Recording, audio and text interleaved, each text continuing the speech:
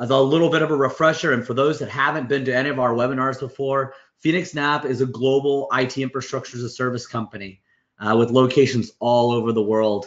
We are expanding this footprint extremely quickly. There's so many that aren't even on this list right here that we continue to move into. And you know, one of the best parts about working with us is you have this ability to get true infrastructure as a service and a managed service level, and kind of mix and match that as you please. So, you know, especially around some of the stuff that we're talking about with backup, disaster recovery, and cloud data protection, there's a lot of options kind of in front of you.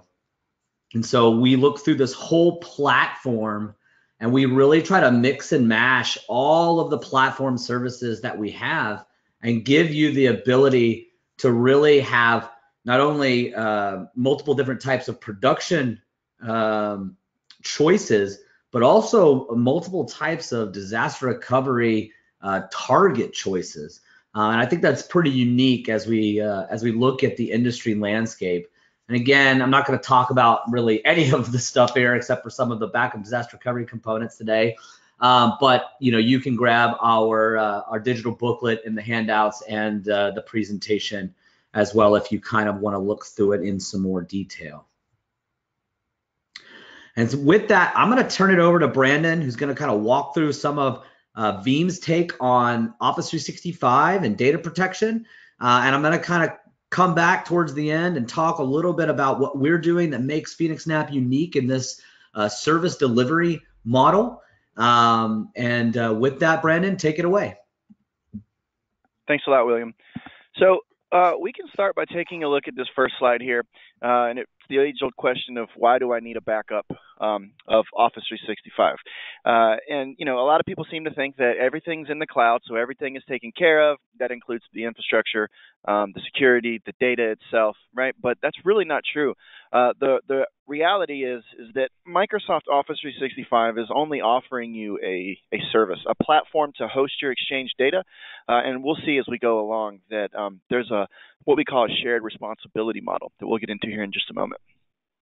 If we take a look at what Gartner has to say, if you're familiar with Gartner and the Magic Quadrant, they're kind of the statement makers of our IT professionals and kind of just the pulse of IT. And so even they agree with us. You know, Office 365 offers disaster recovery, geo-redundancy, but they don't really have a strong native backup capability. So that's why it's really important for you to have some sort of backup product so that you can have your data whenever you need it within the Office 365. So we can take a look here at the actual shared responsibility model. If you're familiar with this, it's pretty much in relation to any type of public cloud, right? So we have, starting with primary responsibilities. So we'll take a look at Microsoft's primary responsibility, which is the global infrastructure. That means that they have, you know, their infrastructure in place. They make sure their data centers are secure, and they make sure that, you know, all those data centers, if one were to go out, that it could be spun up somewhere else and we could continue the service, right? But your responsibility is your data, right? So access to that data and controlling that data, backing it up. And we look at supporting technology, so DC to DC geo-redundancy from Microsoft. So again, if they get hit with a tornado, they get some kind of earthquake, flood, natural disaster, they can guarantee that that data center would be replicated to another availability zone, but it's still your data. So having an Office 365 backup solution is not really part of the Office 365 model. That is something that you really kind of need to take care of outside of that. We also see security as another splitting of the responsibilities. So Microsoft is responsible for the physical security, the logical security, right? Making sure that the data centers are locked down, alarms, maybe even security guards, passwords, only certain people allowed in certain areas. But at the data level, it's all yours. And that includes accidental deletion, malicious insiders, which is a huge source of ransomware attacks, as well as external, so ransomware, malware, and we'll take a look at some of the different reasons why you need to have a backup. And finally, this regulatory. So the responsibility here for Office 365 is making sure they're SOX compliant, HIPAA compliant, right? All the stuff that they're required for to have a data center to host your data. But again, that data is yours. So when you're thinking of regulatory, auditing, compliance, legal requirements for data to be kept, that's on the customer. So let's take a look at the 6 reasons why we need a backup of Office 365. So the first one is accidental deletion, right? Office 365 doesn't really care what you do with your data, right? If you click delete and they ask you, are you sure? And you click yes, it's going to get moved to a recycling bin. And after some time, it's going to be permanently purged, right? Retention policy gaps, that kind of leads right into that. And we'll see in a few slides the differences in retention policies and kind of some interesting statistics on what happens when people aren't aware of their retention policy gaps. Internal security threats. So again, this is one of the biggest ones we see, right? An employee is leaving the company. They decide to delete all their emails or maybe make some changes to their Exchange accounts before they leave. External security threats. So there actually is a really cool video. There's a website called No B4, and that's B and then the number 4, where we have a guy who used to be a hacker, and he now works for the government and other companies to find weaknesses and vulnerabilities. And so he actually wrote a ransomware strain that hits a Microsoft Office 365 account. The person clicks, accept on the email. It looks like it comes from Microsoft. The next thing you know, all their emails have been encrypted, and then a ransomware demand for Bitcoin follows. Right. We also have legal and compliance requirements. So, when employees leave the company, you may need to keep their emails for X number of years. You may have some ongoing legal battles or HR reasons to hold on to those emails for an extended period of time that kind of goes outside the scope of Office 365. And then finally, managing hybrid deployments and migrations. So, when you think of backup for Office 365, you think of just that, backing up, right? Keeping the data safe, having copies of it, being able to restore. But we can also use these backups to do migrations, right? Veeam offers the ability to take your, for instance, on-prem Exchange and migrate that up into an Office 365 and kind of vice versa there. So we feel those are the 6 biggest reasons. So this is just kind of talking about the shared responsibility model itself, kind of helping you identify those differences that we kind of already went over. So if you want to skip to the next slide, we'll kind of take it into where Microsoft tells you it's your responsibility. So don't take it from us. This is straight off the Microsoft website. It's your data, you own it, and you control it, right? So again, they're offering you a service, they're offering you the platform, but it's up to you to make sure that data is secure. Let's take a look at some retention policies here.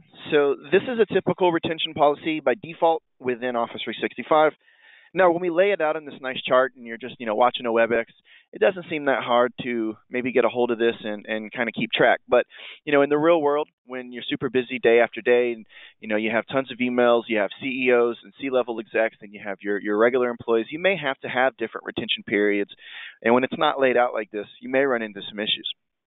What's really interesting we find is the average length of time from the data compromise to discovery is over 140 days, and that's actually, I believe, in the next animation here. Yeah, thanks.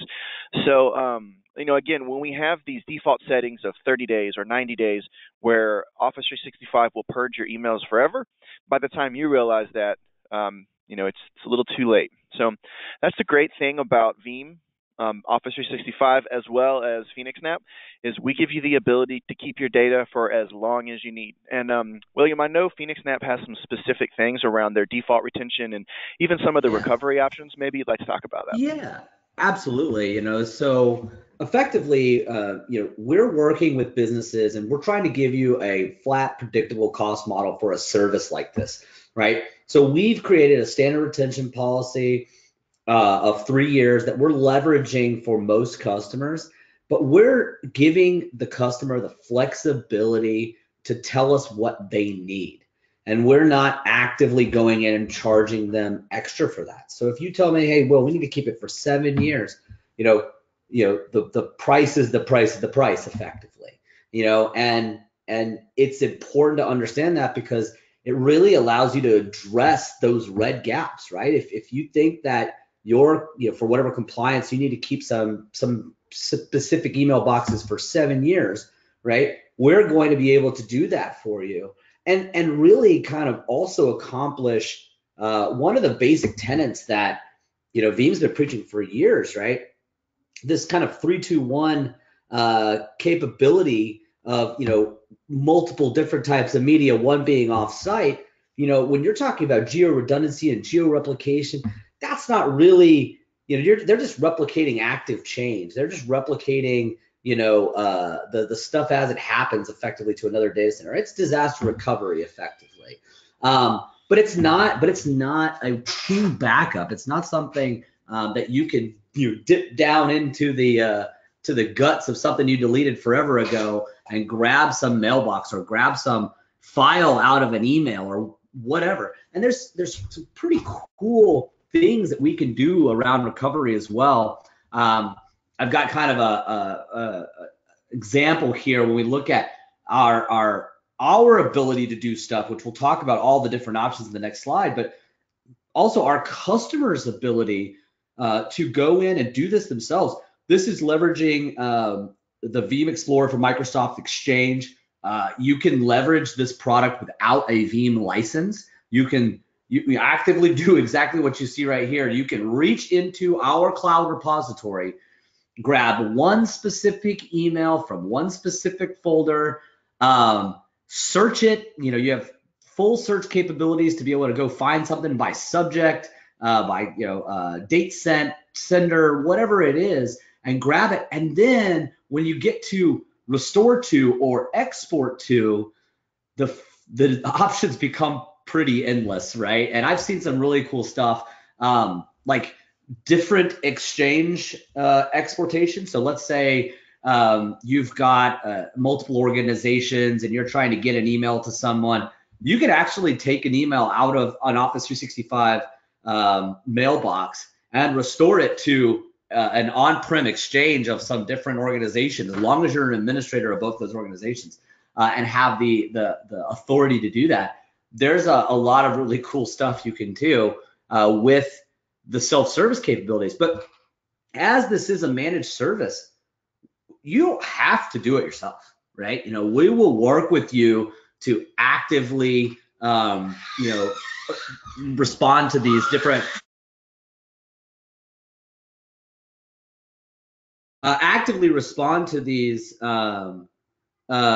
threats and issues, right? So you could actually take multiple different stabs at how you want to get these mail messages in this case. And as you look at the other products that we're going to be supporting soon, you have the ability to leverage our service to back up your OneDrive data, to back up your SharePoint data.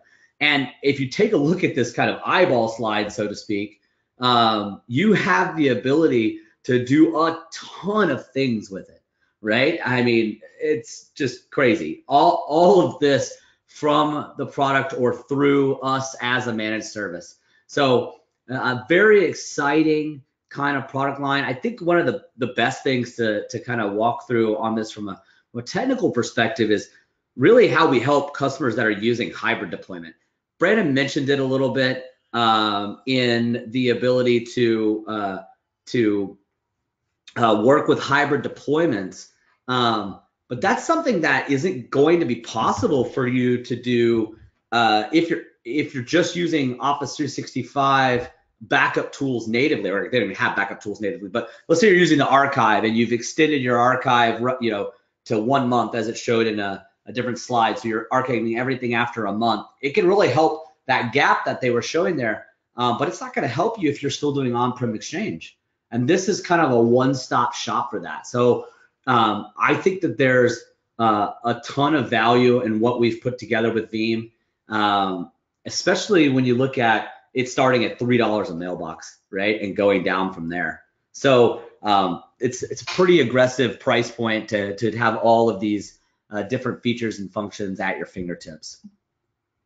So, I definitely want, if anybody's got any questions, I've got a couple coming in here. I want to be able to answer those, so get them in now, and I'll start working on answering some of those. But as we're starting to kind of summarize some of this stuff up, you have to protect your Office 365 data yourself. This isn't going to be done for you, right? It is a software as a service / infrastructure as a service platform, right? It's not a managed service, and they're not going in and tweaking all of these settings and providing you extra tools and doing everything for you. You got to do it yourself. You've got to find solutions. I think that the options for recoverability are so crazy. And I didn't even talk about some of the really advanced options. I mean, if you still have Exchange on-prem and you decided one day that you just were done with Office 365 for whatever reason, you could literally take all those mailboxes that are in Office 365 and resurrect them in your on-prem Exchange, right? Resurrect them in a hosted Exchange with a different provider. There's so many different things that you can do with your data. It really puts you in control of all of the data that you're trusting Microsoft with every single day. And I really love some of the legal and compliance requirements that it can achieve, right? So you can do encrypted archiving with these backups. You can search all of these archives pretty robustly for e-discovery. There's just a lot of different solutions and problems that a service like this and a piece of software like this from Veeam is solving. It is something that Veeam sells, right? You can go buy this product, perpetually, but it is somewhat incongruent. What we found as we talk to our customers is, hey, look, why am I buying a service and then immediately turning around and buying a piece of software to help me with my service? It doesn't really seem to fit. So it is something that's one of the reasons we've really been working on this so hard over the last few years. So one of the things, we've got a couple questions coming in. I'm going to try to get through them here. I think, Anantha, I answered the question about hybrid environments. It's perfect for hybrid environments. In fact, the value proposition goes through the roof when you're looking at hybrid environments, because even some of the tool sets that you can configure that do come at an extra cost inside of Office 365, they don't work with hybrid deployments, right? They can't talk to your on-prem Exchange server. So there's definitely a lot of value there. When we look at some of the other compliance-oriented questions, we had a user ask about log data. John, I will get back to you on that. I think that's a pretty awesome value there. If we can get, if we can find a way to get some of the actual log data about Office 365s for investigations, I think that there's some cool stuff. So I'll ask our engineers, and we'll make sure that someone gets back to you on that. A few people have asked about the pricing model. I kind of quickly mentioned it. We do charge per mailbox effectively, and unlimited storage per mailbox. So I think that was one of the things that wasn't really well addressed is for a limited period of time, we're offering unlimited storage. We do have a default. If you say, okay, that default's good for me, we go with that. But if you want longer retention, if you want us to keep that data longer, there's no charge for that today. So it's something that we've been kind of working on as an introductory offer for the product. And it starts at $3 a mailbox and works its way down towards $2 a mailbox, depending on size and scale. So it's pretty good value when you look at, not only are you getting the software that Veeam has put a lot of effort into, delivered as a managed service, so you're not having to be responsible for it, but you also get that offsite storage, that ability to actually store that data somewhere, all inside of that price point. So I think that there's somebody else asked about SharePoint and OneDrive costing. We're working on launching that. It just kind of debuted from Veeam, so it's something that we had to prepare for. And as you can imagine, it doesn't really sync with the pricing model of per mailbox. So we're trying to get a real aggressive price, most likely based on the amount of data stored, just kind of how much of a repository do you need. I think that that's going to be the driver for products like that. And so, when we look at SharePoint and Office 365, we think that there's even more value, right? Because the tool sets that Microsoft provides around those products are extremely limited. When you look at something like SharePoint, it's basically the ability to restore SharePoint, all of it, back to a different day, right? Not the ability just to take a single site and do a restoration on that single site, or put a single file in a single site back in place. That's the kind of stuff and the power that we're going to be able to offer to customers with the Office 365 SharePoint and the Office 365 OneDrive capabilities that will debut just inside the new year. So definitely keep a lookout for that. For the security conscious customers, all of this is being stored in our audited facilities, in audited environments for both HIPAA and PCI. And we're providing encryption at rest for all of this customer email data and eventually OneDrive and SharePoint data as well. So we're doing a lot to kind of work with customers around compliance and security. We're open to more ideas.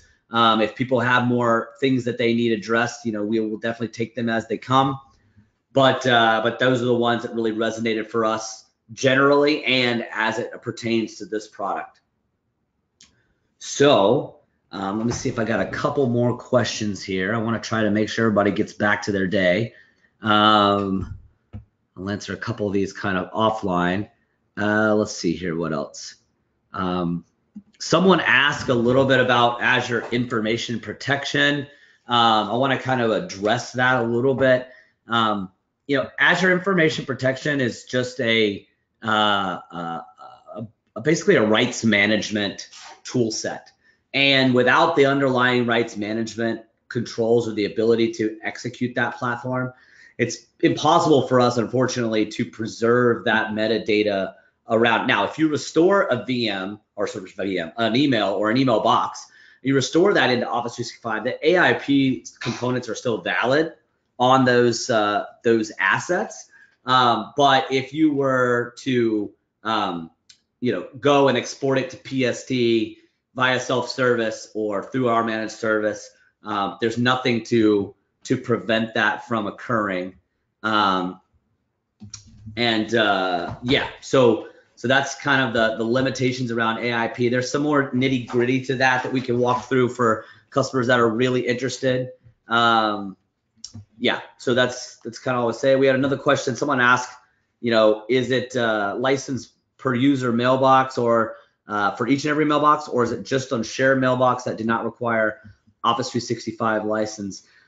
Whatever, from a mailbox perspective, if you want the mailbox itself backed up, that's what we're charging on, not users that are accessing shared mailboxes.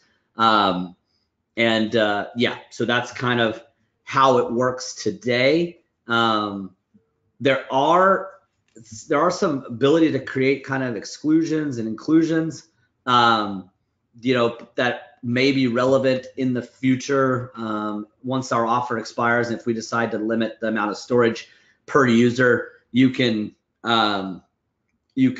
select different folders and exclude different things that you don't want backed up by us on a per user basis and per mailbox basis specifically. So there is a lot of creativity there from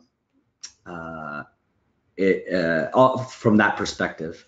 And somebody put that mail enabled objects require license.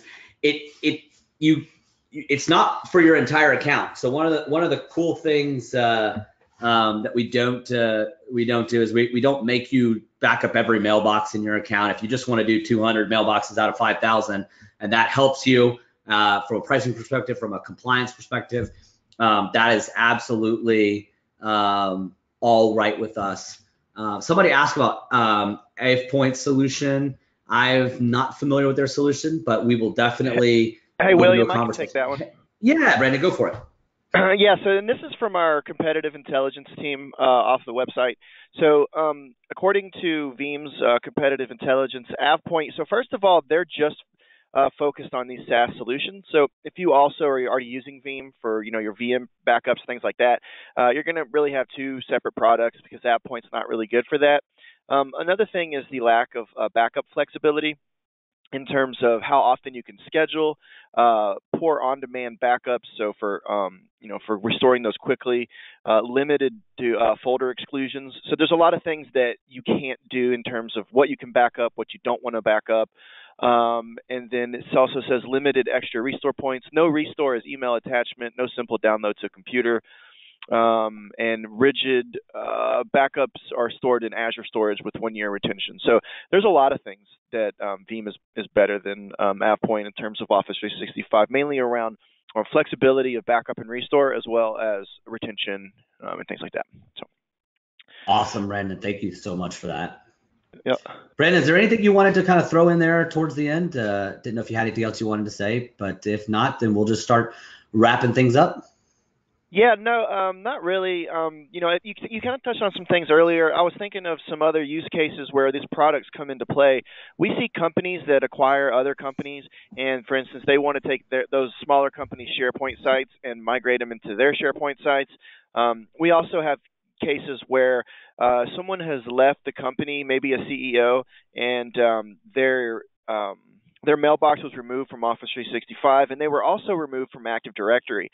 So at that point, if they needed to go back in and do a restore, they wouldn't be able to restore that mailbox. But with the Office 365 product, you can just take all those emails, you can export them, you can also send them to another email account. So there's lots and lots of different options, as you were kind of pointing out earlier, and I just wanted to kind of touch on some of those. Great. Awesome. Thank you so much, Brandon, for everything. I want to thank everybody for coming out today, attending. If you have any questions you want answered privately, please reach out to us. Remember, all the handouts, you can download them right here inside of the GoToWebinar before you leave. And I hope everyone has a great week. Brandon, thank you so much again. Thank you to Veeam Software for building such a great product. And I look forward to talking to everybody soon. Yeah, take care, guys.